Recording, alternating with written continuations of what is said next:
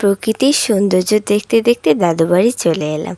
এটা হচ্ছে প্রথম পার্ট। দ্বিতীয় পার্ট খুব শীঘ্রই দিয়ে দেবো, আশা করি আপনাদের ভালো লাগবে। হ্যালো গাইস, আসসালামু আলাইকুম। I hope you are well. তো আজকে আপনাদের সাথে শেয়ার করব আমি আমার দাদু বাড়ি কাঁচা রাস্তা দিয়ে কিভাবে গেলাম। সুন্দর সুন্দর রাস্তা দেখছি আর উপভোগ করছি আর ভাবছি কতই না সুন্দর এই পৃথিবী।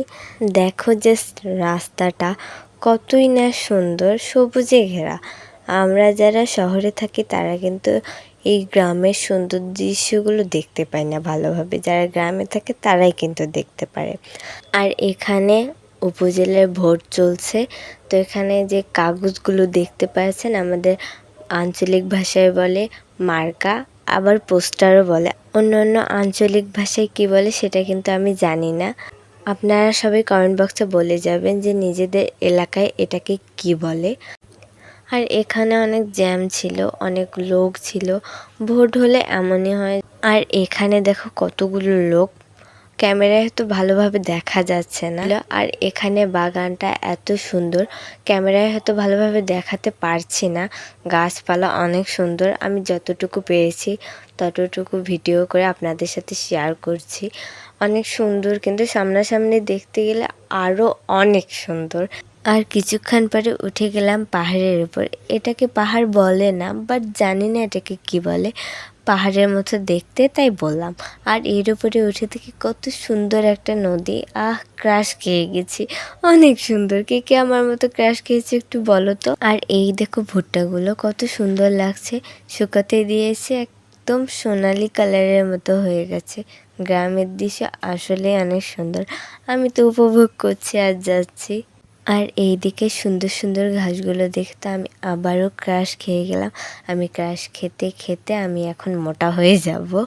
এমন সুন্দর প্রকৃতি দেখলে যে কেউ ক্রাশ খেয়ে যাবে। আমি তো জাস্ট ক্যামেরায় দেখাচ্ছি, সামনাসামনি তোমরা যদি দেখো ফিদা হয়ে যাবে। এইদিকে গাড়ি থেকে নেমে একটু রং ঢং করছি। অনেক বাতাস ছিল, মনেই হচ্ছিল না যে গরম। প্রচণ্ড গরম ছিল, একটু আগেও আমাকে গরম লাগছিল। আমি তো ক্যামেরার দিকে হাইবাইট দিচ্ছিলাম আর আমার পিছনের দাদুটা ক্যামেরার দিকে তাকিয়েছিল। আর এখানে দেখো বাতাসে গুনগুন কত বাতাস ছিল। আর জাস্ট নদীটা দেখো, ফুল দিয়ে ভর্তি ছিল নদীটা। এই ফুলগুলোর নাম কি প্লিজ আমাকে বলো। ছোট থেকে জানতাম এগুলো নাকি শাপলা ফুল, কিন্তু শাপলা ফুল এমন হয় না, সেটা আমি জানি। আর বাচ্চাগুলোকে দেখে তো আমার নদীতে নামতে ইচ্ছে করছিল।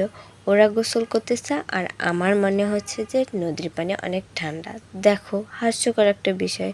আর এদিকে আমি গুরুকে হায়ে বায়ে দিচ্ছি, তাও গুরু আমার দিকে ফিরে তাকায় না। আর এই যে পুলটা দেখতেছেন, আমাদের আঞ্চলিক ভাষায় এটাকে কাঠের পুল বলে, অন্য অন্য জায়গায় হয়তো সাঁকো বলে। আমি এটা ঠিক জানি না কি বলে। আর এটাতে ওঠার পরে আমি তো ভয়ে শেষ, আমার ক্যামেরাম্যানও ভয়ে শেষ। তাও দেখো কত ভালো ক্যামেরাম্যান যে আমার ভিডিও করা ছাড়ে নাই। আর এই যে ছোট বাচ্চাগুলো যারা নদীতে গোসল করছিল, আর আমি লাস্টে একটা দৌড় দিছি সাহস করে। আর গাইস দেখো, এটা আমি জীবনের প্রথম দেখেছি যে গাড়ি নদীর ভিতর দিয়ে যায়। আর ছেলেটা দাঁড়িয়েছে, মনে হচ্ছে বাতাস থেকে নিয়ে যাবে। আর এখানে একটা দাদু পুষ্পার স্টাইলে ছাতা নিয়ে যাচ্ছে, আমি তো দেখে অবাক। আর এখানে আমি ফুল নেওয়ার জন্য অস্থির হয়েছিলাম, একটা ফুলও ভালো ছিল না। সবগুলো ফুল রোদে নুয়ে পড়েছিল, তাই আর নেওয়া হয় নাই। আর এগুলো কিসের ফুলের গাছ একটু বলেন তো কমেন্ট বক্সে। আর এইখানে রাস্তাটা জাস্ট ওয়াও, অনেক সুন্দর ছিল। আর মানে দেখতে তো পুরো পার্কের মতো। আর আমার ক্যামেরাম্যান কি বলছে দেখুন, যা তুই যা। আর আমি তখনই দৌড় দিলাম, ক্যামেরাম্যান বলেছে বলে কথা। আর জায়গাটা অনেক সুন্দর ছিল। আমি একটু ভাবসাব নিচ্ছিলাম, বাবা তো ক্যামেরার দিকে তাকাইয়ে না। আমি পার্ট 2 খুব শীঘ্রই দিয়ে দেব, আশা করি তোমাদের অনেক ভালো লাগবে।